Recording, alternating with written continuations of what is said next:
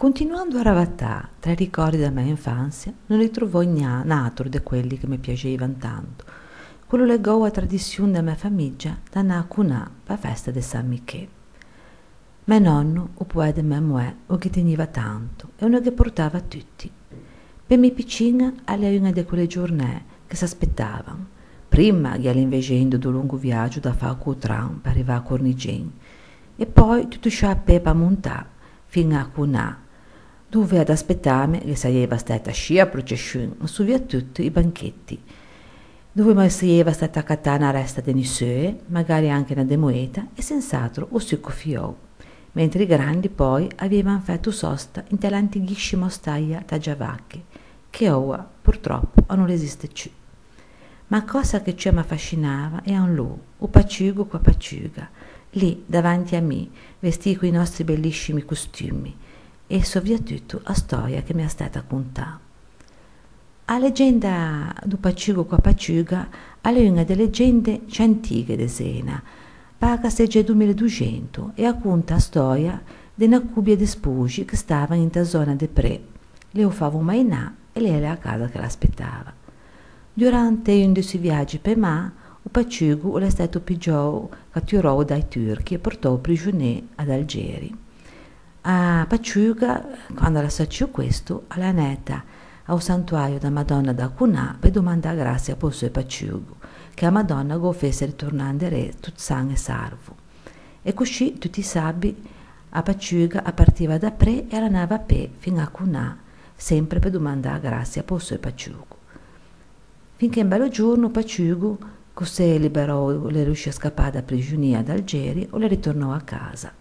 Ma le ritornò proprio in sabbo e non trova Paciuga, che, come tutti i sabbi, le ha netta al santuario. E allora domanda ai vicini, un po' di là e un po' di là, finché non incontra un'anima buona che fa intendere che a Paciuga non è stata fedele, che invece che andare al santuario o sabbo, andava a incontrarsi con un altro uomo che aveva un amante. O Paciugo, che resta. E poi Giuso Marzo pensa di scrovare tutto e quando vede a Paciuga o che dice che la saccio che lei tutti i sabbi alla nava con a pe e che o sabo prossimo che sarebbero andati insieme per ringraziare Madonna da grazia, però invece che andare a pe sarebbero andati per mare, avevano pigiato una barca e da Sena sarebbero andati fino a Cornigien.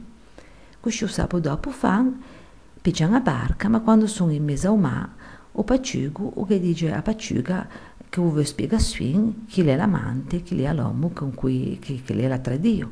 A Paciuga meschinetta che mai ci aspettava una cosa simile, resta e non ha prontezza di rispondere subito e resta un po' in silenzio. O Paciugo, che ormai non capiva più niente, o pigia questo silenzio come un'affermazione e allora pigia un coltello, la massa e la caccia in telegua, in mano. Dopo che la cacciasi da barca, o capisce quello che l'ha fatto, o delitto che l'ha commesso, e poi o capisce anche che forse questa moglie non è quella che gli contò, e disperò, o torna, arriva, e o va sciù ed è corsa a pe fino al santuario da Cunà. Ma quando l'entra in tagegia, davanti all'altare da Madonna, o trova sua Paciuga che bella e splendente alle lì che prega, perché a Madonna che l'aveva provato compassione per quella povera donna, l'aveva salvata e l'aveva portata lasciù in ta seggegia, sapendo già che il suo maio poi sarebbe venuto a cercarla disperò. E la leggenda dice che i due sposi, sotto gli occhi della Madonna, si riconciliato e che a Paciuga l'aveva perdonato. Ora, da tutta questa storia così, è rimasto in modo di dire a Sena, quando uno fa una cosa che non è proprio ben fatta, che non le sciortia bene, se che dice mi ha un po' che Paciugo che ho l'ha fatto, e quando incontro travaggio non è preciso, o è un po' disordinato, o fa cose un po' breggio, se che dice quello lì è proprio un Paciugun, oppure se non so, se uno si caccia in guai perché uno è stato troppo accorto, perché per noncuranza. Se dice mi ha un po' in che Paciugo se ne è a cacciare, quello lì è proprio in tempo Paciugo.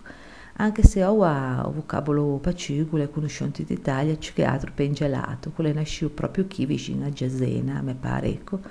E pa che ho gelatato, la serviva un po' di ingredienti, non sapeva bene come sistemarli, o la messi tutti insieme e poi le veniva fuori in gelato, boh, ma non sapeva che nome dare, e allora ho detto, mia, ho fatto un bello paciugo, e allora chiamiamo paciugo. Questo è un miracolo da colina gonfiatuga, lo santuario de cuna, do paciugo e da paciuga. Non sta a sparare lo gelo quando non va a carcoccia, non dà mente ai ciechi, a fede, amore e fiducia.